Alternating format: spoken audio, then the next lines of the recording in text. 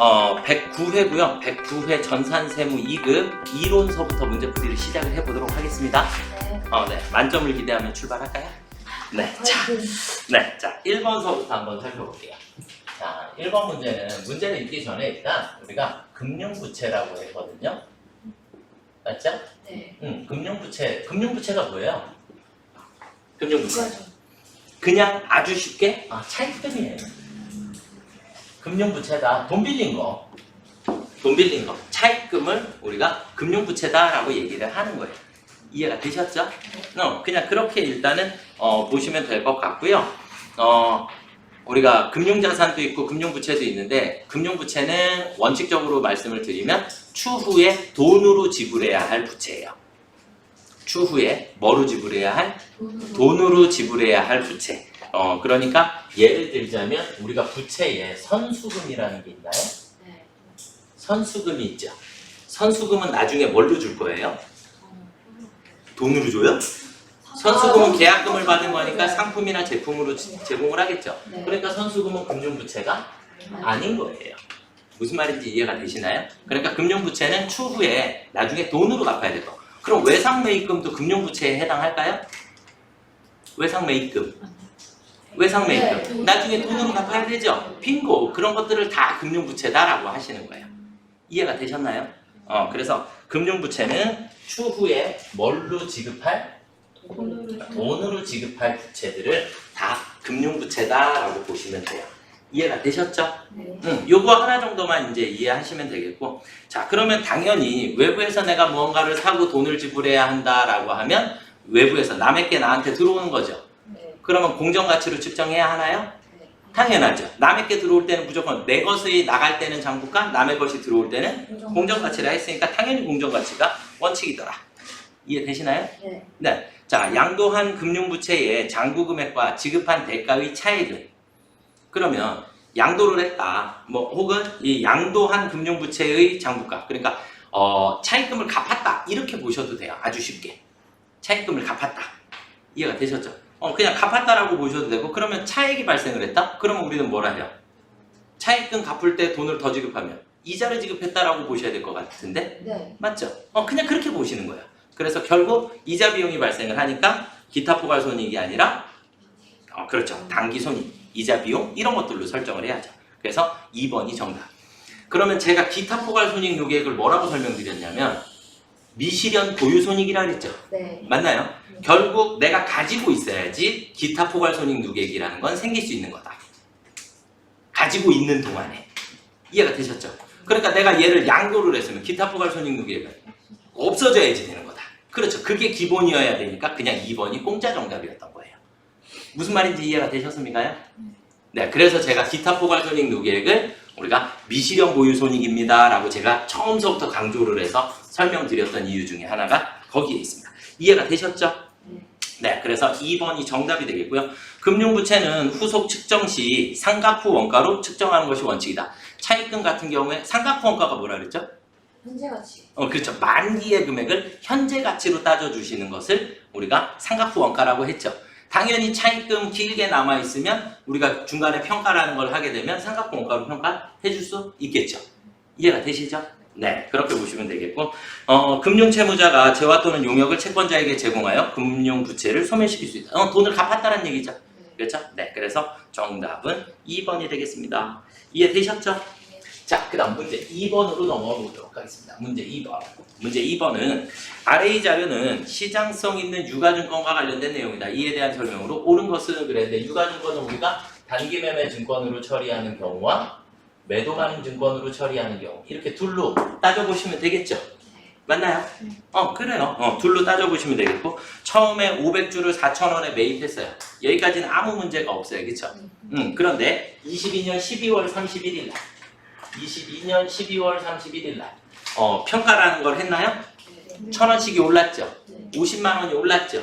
결국 단기 매매 증권은 단기 손익이 올라갔죠? 단기 손익이 50만 원만큼 증가를 했다. 매도 가능 증권은 뭘로 처리해요? 기타 포괄 손익 요계획으로 처리를 해야 되니까 단기 손익이 움직인다, 안 움직인다? 안 움직인다.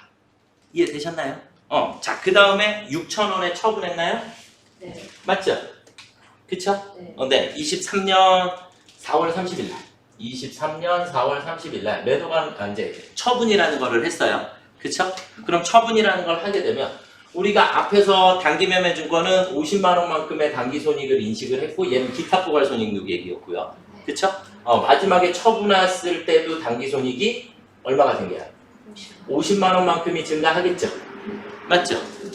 이해가 되셨나요? 그런데 매도 가능 증권은 이제 2,000원이 오른 상태에서 파는 거죠. 네. 매도 가능 증권은 100만 원만큼의 단기손익이 증가를 해야겠죠. 구분이 되시나요? 단기 매매 증권일 경우와 매도 가능 증권일 경우에 회계 처리가 달라지게 되니까. 이해되시죠? 네.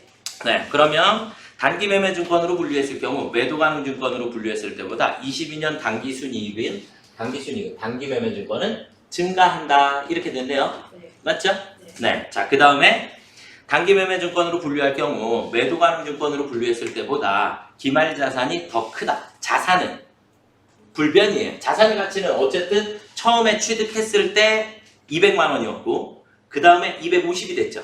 자산의 가치는 변함이 없어요. 이해가 되셨죠? 평가를 하게 되면 자산의 가치는 무조건 증가를 하는 거니까. 그렇죠? 네, 그렇게 보셔야 되겠고 매도 가능 증권으로 분류했을 때 처분했을 때 처분이익은 매도 가능 증권의 처분 손익은 100만 원의 처분 손익이 발생을 해야 한다. 그러면 정답은 4번이 되겠네요. 네, 매도 가능 증권으로 분류할 경우 단기 매매 증권으로 분류했을 때보다 단기 순이익이 그렇죠. 23년에는 단기 매매 증권 50만 원 증가할 때 매도 가능 증권은 100만 원이 증가를 하게 되니까. 네. 이해가 되셨나요? 네. 네, 그래서 4번이 정답이 됩니다. 자, 그 다음으로 넘어가 보겠습니다. 다음 중 회계 변경으로 인정되는 정당한 사례로 적절하지 않은 것은 그랬어요. 회계 변경이다라고 하는 게 나왔는데 변경은 일단 우리가 두 가지 정책의 변경이라는 게 있고 추정의 변경이라는 게 있더라. 그쵸? 네. 정책의 변경이라는 것은 법이 바뀐 것이고 추정의 변경은 수치가 바뀐 것이다. 그쵸? 정책의 변경이다라고 하는 것은 우리가 소급법을 적용을 하게 되고 추정의 변경은 전진법을 적용을 하더라. 이해가 되셨나요? 여기까지가 일단 기본 세팅. 그쵸? 기본 세팅 이렇게 되고 자, 그러면 회계 변경에서 제일 중요하게 우리가 알고 있어야 되는 거 세법의 영향을 받는다 안 받는다? 세법 영향은 절대 없더라. 왜냐면 회계가 끝나야 그 다음에 세무를 하는 거예요. 그러니까 세법이 아무리 많이 바뀌어도 회계는 바뀐다 안 바뀐다? 전혀 안 바뀐다. 그래서 이건 그냥 공짜 문제예요. 그래서 정답은 몇 번? 4번이에요. 이해가 되셨습니까요? 네. 네. 자, 그러면 위에 있는 사례들을 한번 조금 볼게요. 자, 일단 첫 번째 기업 회계 기준이 바뀌었대요. 해석이 재필요하대요. 이해가 되셨죠? 그럼 바꿔야죠. 네. 네. 기업 환경에 중대한 변화에 의하여 종전의 회계 정책을 적용하면 재무제표가 왜곡이 되면 당연히 바꿔야겠죠? 네. 네. 동종산업에 속한 대부분의 기업이 채택한 회계 정책 또는 추정 방법으로 변경함에 있어서 새로운 회계 정책이 회계 정책 또는 추정 방법이 종전보다 더 합리적이다라고 판단이 되면 바꿀 수 있겠죠? 네. 이해가 되셨죠? 단지 우리는 세법의 영향을 받는다 안 받는다? 절대 안 받는다. 회계는. 이해가 되셨죠? 네. 자, 그 다음 문제 4번으로 넘어가 보도록 하겠습니다. 자, 문제 4번. 문제 4번은 다음 중 무형자산에 대한 설명으로 옳지 않은 것은 그랬는데 이건 공짜였죠? 무형자산 하면 일단 우리가 머릿속에 개발비, 연구비 맞죠? 요거 정도 구분을 해주시면 되겠고 맞나요? 네. 개발비로 우리가 인식을 하게 되려면 당연히 뭐 해야 된다? 제품화가 확실해야 한다. 맞죠? 네. 제품화 단계로 들어가야지만 우리가 개발비라고 처리하는 거고 그 이전 단계는 다 연구비로 처리하도록 돼 있다. 둘이 개발비인지 연구비인지 애매모호하다. 그럼 무조건 뭘로 봐야 한다? 연구비로 봐야 한다. 이해되셨나요? 네. 네. 이렇게 보시면 되겠고 감가상각 방법은 합리적인 방법으로 하되 합리적인 방법 아무 방법이나 정률법 써도 돼요. 정액법 써도 되고 이해되셨죠? 그런데 우리가 또 뭐가 있어요? 결정할 수 없을 때는 무조건 정액법으로 해야 한다. 그쵸? 네. 네, 그래서 결정할 수 없으면 우리가 정액법을 사용을 해야 한다. 이해가 되셨나요? 내용 여수는 20년을 초과할 수 없다가 원칙이라 그랬어요. 그쵸? 잔존 가치는 없는 것을 원칙으로 한다. 그쵸? 그리고 또 한 가지 손상 차손을 인식할 수 있다. 이해가 되셨죠?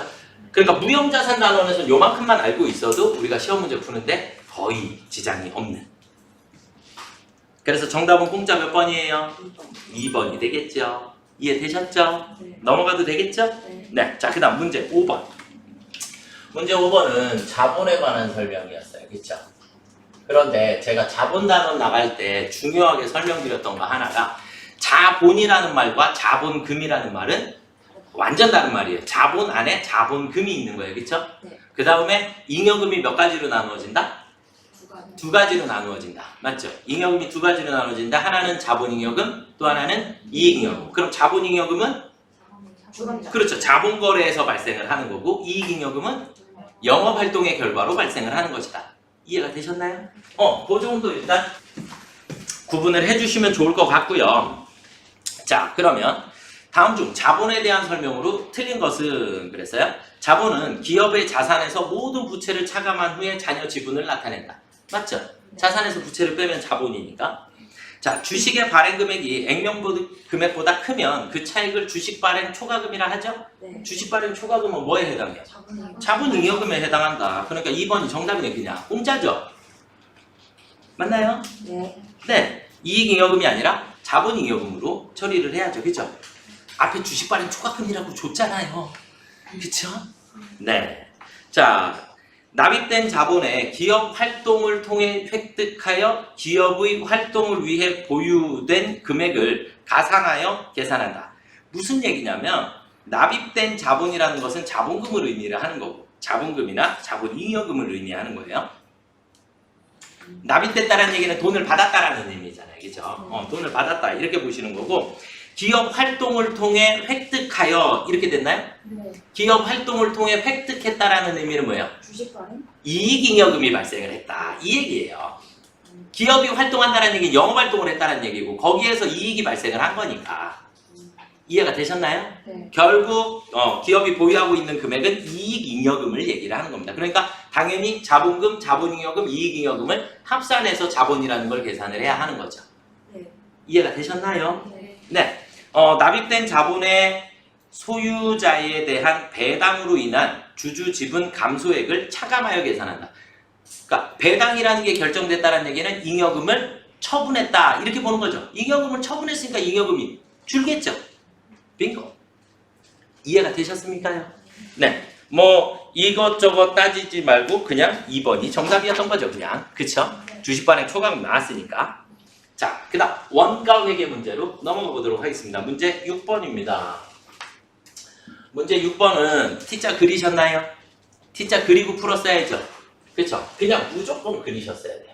무조건 그려서 실제, 예정 배부율 곱하기 실제 연간 배부율을 배부액 연간 총액을 연간 작업 시간으로 나눠주시면 되겠고 예정이 크면 과대 배부, 실제가 크면 과소 배부입니다. 이렇게만 써주시기만 하면 그냥 정답 나오죠. 그쵸? 자, 볼게요. 배부 차이가 25만원 뭐 됐대요? 과대 배부 됐대요. 과대 배부가 25만원입니다. 이렇게 돼 있고 실제 제조관비 발생액은 얼마인가 이렇게 물어봤네요. 그죠? 실제 발생액은 얼마인가. 그러니까 시험 문제는 얘가 얼마냐 이게 질문인 거죠. 그쵸? 이게 질문인 거고. 자, 단 제조관비 예정 배부율은 시간당 얼마래요? 3,000원. 그냥 배부율이 나와 있으니까 신경 쓰실 게 없네요. 그쵸? 3,000원 나와 있고 작업 시간은 1일당 5시간으로 총 100일을 작업했다 그랬죠? 그럼 500시간 작업했나요? 맞죠? 그러면 예정 배부액은 150만 원인가요? 맞죠? 예정 배부액은 150만 원인데 25만 원 과대 배부 됐으니까 실제는 125만 원 정답. 이렇게 찾아주시면 되겠죠? 이해되셨나요? 네. 네. 자, 그 다음 문제 7번을 넘어가 보도록 하겠습니다. 문제 7번. 문제 7번은 연우가 2023년에 사용한 원재료는 50만 원이다. 23년 초 원재료 재고액이 23년 말 원재료 재고액보다 5만 원이 적을 경우 2023년의 원재료 매입액은 얼마인가 이렇게 물어봤나요? 무조건 얼마가 증가하였다, 얼마가 감소하였다 이렇게 나오게 되면 아무 금액이나 쓰세요. 그 금액보다 더 큰 금액을 아무 금액이나 쓰셔도 돼요. 아시겠죠? 그러면 지금 증감이 얼마 됐다고요? 5만 원이라 그랬나요? 그럼 10만 원이라고 쓰고 시작을 해볼까요? 이해가 되셨죠?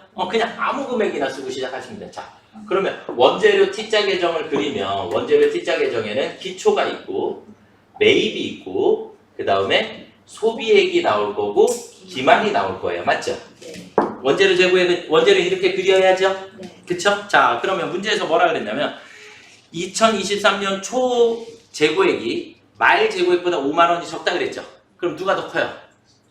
말이 더 큰 거죠? 그래서 말을 그냥 10만 원이라고 쓸게요. 기말을 그냥 10만 원이라고 쓸게요. 그럼 기초는 얼마예요? 5만 원이겠네. 맞나요? 네. 이해가 되셨죠? 자, 그 다음에 사용한 원재료가 얼마래요?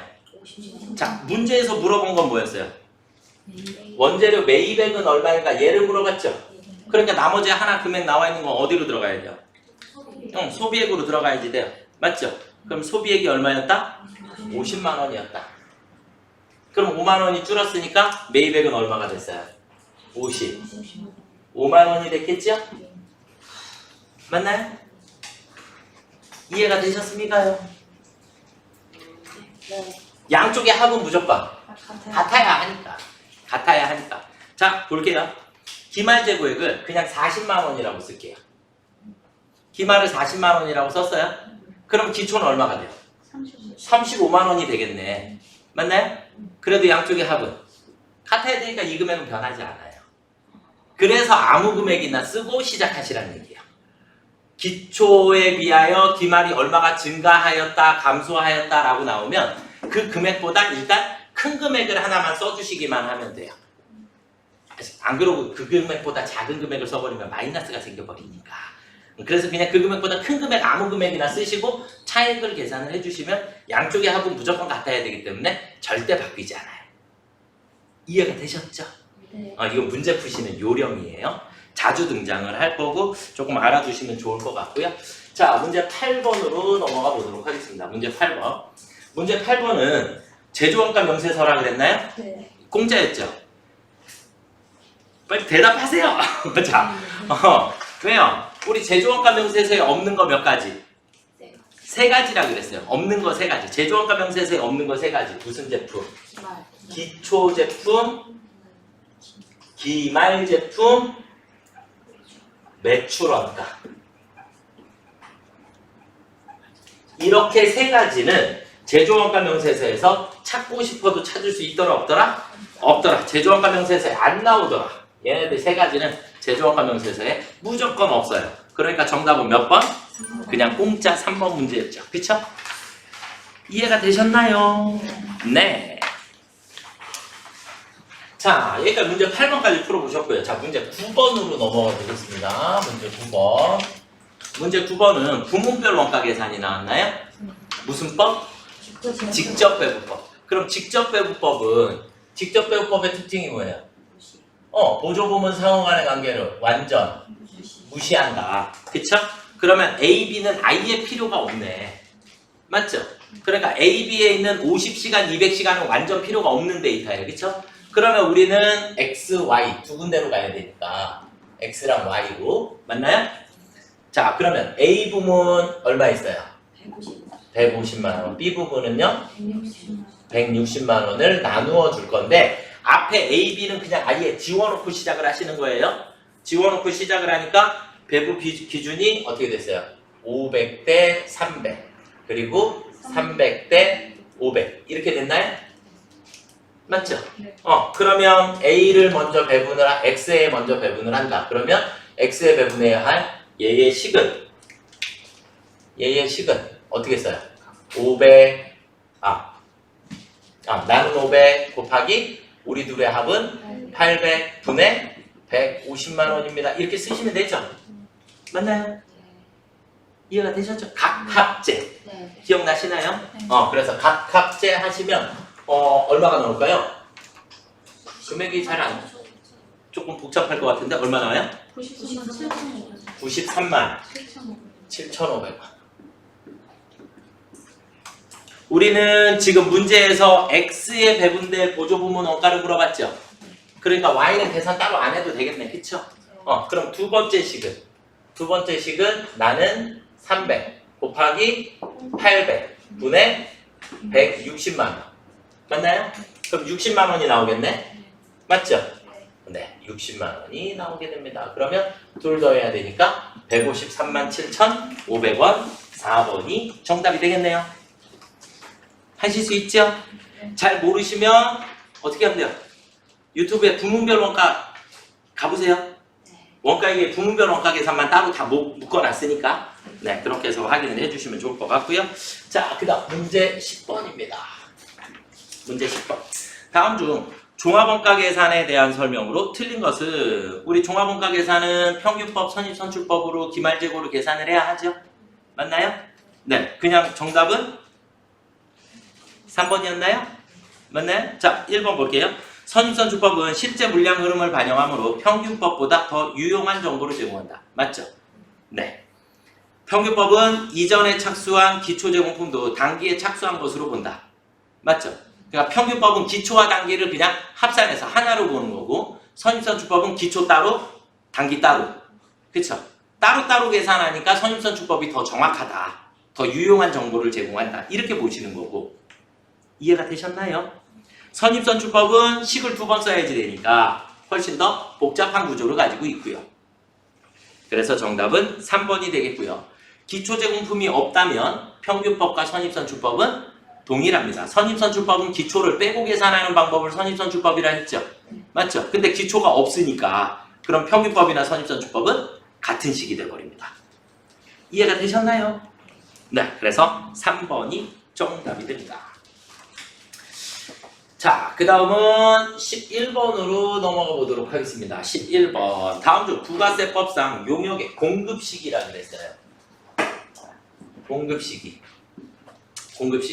자, 우리가 공급시기 어떻게 했냐면 재화 뭐 했을 때? 인도했을 때. 용역 영무의 제공이 완료되었을 때. 맞죠? 이렇게 외웠죠? 이렇게 했고 우리가 뭐를 따로 외웠죠? 뭐를 따로 외웠어요? 장기할부 판매. 맞죠? 장기할부. 뭐 중간지급 조건부, 완성도 기준 지급 조건 이렇게 나오는 경우에 장기할부 판매는 뭐라고 외웠죠? 우리가? 대가의 각 부문을 받기로 한대.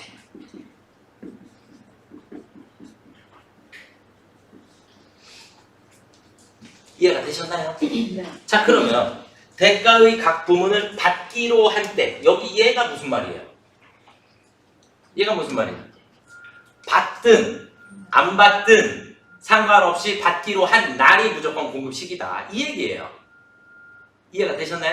네. 돈을 받든 안 받든 상관없이 무조건 받기로 한 때가 공급 시기더라. 이해가 되셨습니까요? 그래서 정답은 공짜 4번이었습니다. 그냥 공짜 4번이었어요. 용역의 대가의 각 부문을 받기로 한 때 대가를 받지 못하는 경우 공급 시기로 보지 않는다? 공급 시기로 본다. 받기로 한 때가 무조건 공급 시기다. 돈을 받든 안 받든. 이해가 되셨습니까요? 네, 1번 보기 외우셔야 하죠. 1번 보기. 우리 용역의 공급에서 간주임대료가 나오죠. 간주임대료. 그래서 간주임대료의 공급 시기는 무조건 언제다? 과세기간 종료일이더라. 그쵸? 과세기간 종료일이더라. 이렇게 외우시면 되겠고 폐업이라는 단어가 나오면 폐업은 무조건 폐업 1을 기준으로 하게 된다. 이해가 되셨습니까요? 네. 네, 무조건 폐업일 날 전부 다 매출을 한 것으로 보겠다. 그래서 정답은 4번이 됩니다. 이해되셨죠? 네, 넘어가 보겠습니다. 12번은 공짜 문제가 나온 것 같은데 맞나요? 네, 12번은 제가 역외분송 엄청 중요하게 설명드렸어요. 그쵸? 네. 역외분송은 일단 면세가 있고 과세가 있더라. 맞죠? 네. 그래서 면세에 해당하는 건 시내버스, 시외버스, 지하철, 일반 고속버스 뭐 이런 것들이 있다 그랬죠. 네. 맞나요? 과세가 되는 것들은 뭐 있어요? 우등. 일단 택시부터 택시, 우등고속, 뭐 KTX, 항공기, 그리고 전세버스 네. 맞죠? 네. 뭐 이런 거 등등등이 있는데 나머지 위에 것들은 공제된다 안 된다? 안 된다. 과세이면서 얘네들은 공제가 되지 않는다. 그랬고 전세버스만 매입세 공제가 가능하다. 이렇게 설명드렸죠. 네. 맞나요? 빙고.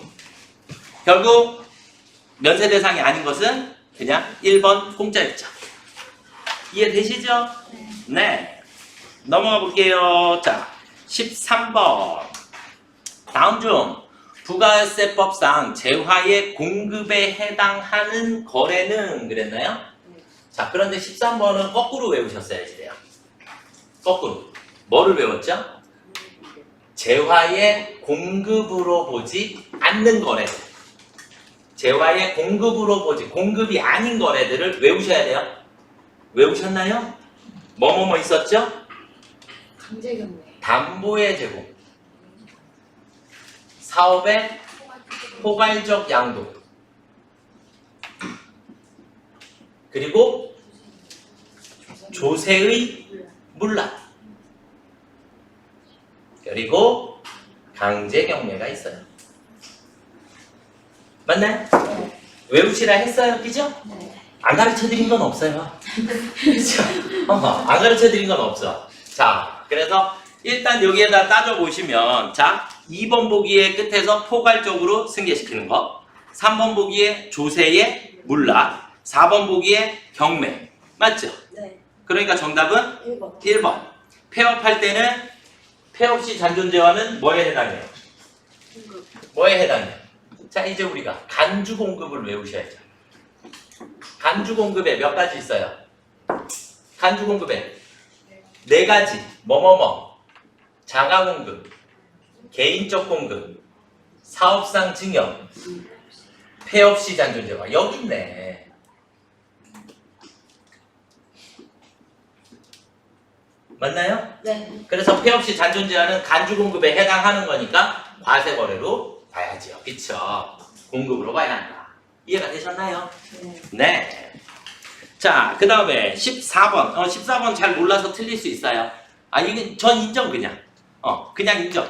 3번 아니면 4번이 답인 것 같죠? 네. 그랬어야 되는 것까지는 여러분들이 네. 일단 접근은. 왜냐면 복권 당첨금, 이런 걸로 소득은 뭐라 그랬어요? 무조건 분리과세라 그랬잖아요. 과세 방법이. 맞죠? 그러니까 3번이냐 4번이냐 이렇게 돼야 되는데, 비실명은 원래 시험 문제 내면 안 돼. 비실명 우리나라 원래 다 실명제니까. 비실명은 누구 건지 모르죠. 네. 그러니까 돈 가지고 갈 때 그냥 바로 세금 떼버리고 그걸로 끝나야 되니까 비실명은 분리과세 해야 합니다. 그래서 1번, 2번, 4번은 분리과세를 해야 하고요. 계약금이 위약금으로 대체되는 경우에 위약금은 무조건 종합소득으로 보게 됩니다. 종합과세 해야 합니다. 우리가 아파트 같은 거 이렇게 막 거래할 때 계약해놓고서 계약이 해지되는 경우도 있죠. 그럼 계약금 돌려받아요, 못 돌려받아요? 못 돌려받게 돼. 그런 거를 우리가 계약금의 위약금이다 라고 얘기를 하는 거고, 그러면 상대방은 그 돈을 받을 꽁돈이 생긴 거죠. 네. 어떻게 보면 거기에 대해서는 무조건 종합소득으로 신고 납부를 해야 하는 게 원칙이더라. 이해가 되셨죠? 네. 네. 자, 그 다음에 문제 15번입니다. 15번 틀리면 14번은 네, 할 게 없었고, 15번 틀리면 때려야죠. 그러지 않나요? 네. 이걸 틀리면 여러분들 어떤 상황이지? 연말정산을 못한다는 얘기랑 똑같은데? 그쵸? 정답은 몇 번이에요? 3번. 네. 직계 존속의 교육비는 안 된다 그랬죠? 네. 그쵸? 직계 존속의 교육비는 공제 대상이 아닙니다. 저축성 안 된다 했죠? 네. 맞죠? 근로기관에 제공한 의료비만 공제 대상이 되고요. 그 다음에 의료비는 총 급여액의 몇 %를 초과해야? 3%. 이거는 별표. 외우셔야 해요. 예를 들어서 우리가 연봉이 1000만 원이에요. 연봉이 1,000만 원이에요. 그러면 의료비는 내 총 급여액의 몇 퍼센트를? 3%를 초과하는 금액에 대해서만 공제를 해줘요. 만약에 이 친구가 의료비로 50만 원을 썼더라. 의료비로 지출한 게 50만 원이면 1,000만 원에 3%면 얼마예요? 30만 원. 30만 원. 30만 원만큼은 일단 무조건 된다 안 된다? 30만 원을 뺀 나머지 초과액 30만 원을 초과하는 20만 원에 대해서만 의료비 공제를 받을 수 있게 돼요. 아시겠죠? 이거는 이론상에서 암기하셔야 될 부분이에요. 의료비 우리가 컴퓨터를 이용을 하게 되면 실기는 자동으로 계산이 되니까 크게 신경 안 쓰셔도 되는데 이론상의 문제상에서는 우리가 무조건 총 급여액의 몇 퍼센트? 3%를 초과하는 금액에 대해서만 의료비를 공제받을 수 있습니다. 이해가 되셨죠? 네. 네, 여기까지 이론 설명을 마쳐드리도록 하겠습니다. 자, 개수들을 한번 세보실까요?